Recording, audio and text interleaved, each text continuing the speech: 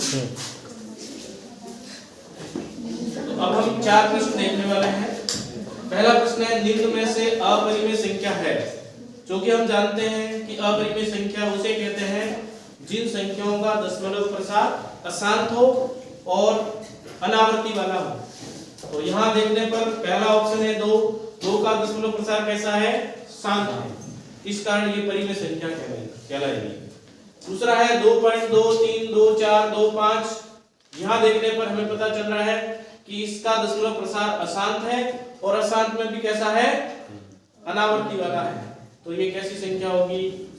अपरिमेय संख्या होगी। कैसी संख्या होगी? अपरिमेय संख्या। तीसरे ऑप्शन में देखने पर 2.23 बार, मतलब ये है 2.23, 23, 23। इस तरह से दशमलव प्रसार तो अशांत है, लेकिन इसको हम इस तरह से लिख सकते हैं 2, 3, 2, 3 इस तरह से।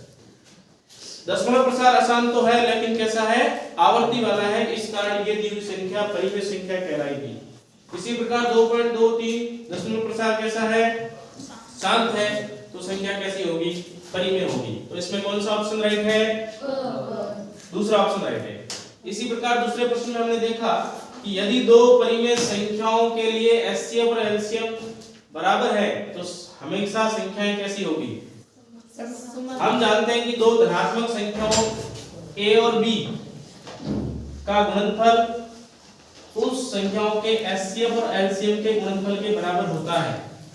हमें ये दे रखा है कि एचसीएफ और एलसीएम बराबर है, तो संख्याओं को भी बराबर होना जरूरी है, तभी ये समीकरण बराबर होगा, अन्यथा नहीं होगा। तो इस ऑप्शन में भी दूसरा ऑप्शन राइट होगा। तीसरा प्रश्न है, सबसे न्यूनतम संख्या जिसमें √27 को गुणा करने पर एक प्राकृत संख्या प्राप्त होती है। भाई √27 को किस संख्या से गुणा करें ताकि हमें एक प्राकृत संख्या प्राप्त होती है? क्योंकि हम जानते हैं प्राकृत संख्या किसे कहते हैं? प्राकृत संख्या किसे कहते हैं? ऐसी संख्या जो 1 से शुरू होती है, या सिंपल कहें जिससे हम गिनती करते हैं, जैसे 1, 2, 3, 4, 5 अनंत तक। ऐसी संख्या क्या कहलाती है? प्राकृत संख्या कहलाती है। तो √27 को किससे गुणा करें कि दी हुई संख्या है वो प्राकृत संख्या बन जाए?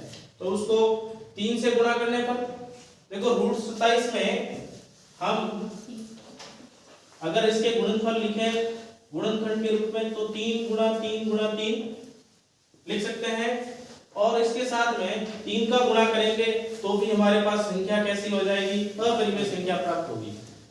लेकिन जब √3 का इसके साथ भी गुणा करते हैं तो देखते हैं आप कि रूट के अंदर 3 गुणा 3 गुणा 3 गुणा 3 आ रहा है, अर्थात इसका वर्गमूल करने पर हमें पता है कि समान संख्याओं दो संख्याओं के जोड़े से वर्गमूल निकालने पर क्या प्राप्त होगा? इसका वर्गमूल प्राप्त होगा 3 गुणा 3, अर्थात वर्गमूल क्या आएगा? इसका 9 आएगा। यानी कि अगर हम √27 को √3 से गुणा करते हैं तो हमारा उत्तर क्या आता है? 9 आता है, और 9 हमें कैसी संख्या प्राप्त होती है? प्राकृत संख्या प्राप्त होती है। तो इसका ऑप्शन कौन सा राइट होगा? दूसरा ऑप्शन राइट होगा। इसी प्रकार यदि पूर्णांक x व 18 का एलसीएम 36 है और एचसीएफ 2 है तो संख्या x क्या होगी? तो हमें पता है कोई दो संख्याएं का गुणनफल उसके एचसीएफ और एलसीएम के गुणनफल के बराबर होता है। पहली संख्या है x और दूसरी संख्या है हमारे पास 18, तो इनका गुणनफल एचसीएफ 36 एलसीएम 36 और एचसीएफ 2 के गुणनफल के बराबर होगा, इसलिए x बराबर क्या होगा? 36 × 2/18। 18 का भाग देखिए 36 में कितनी बार गया? 2 बार। 2 और 2 का गुणा करने पर क्या आएगा? 4, अर्थात x का मान क्या होगा? 4 होगा। कौन से ऑप्शन में है 4? चौथे ऑप्शन में। तो इस तरह से हम इन प्रश्नों को हल करते हैं।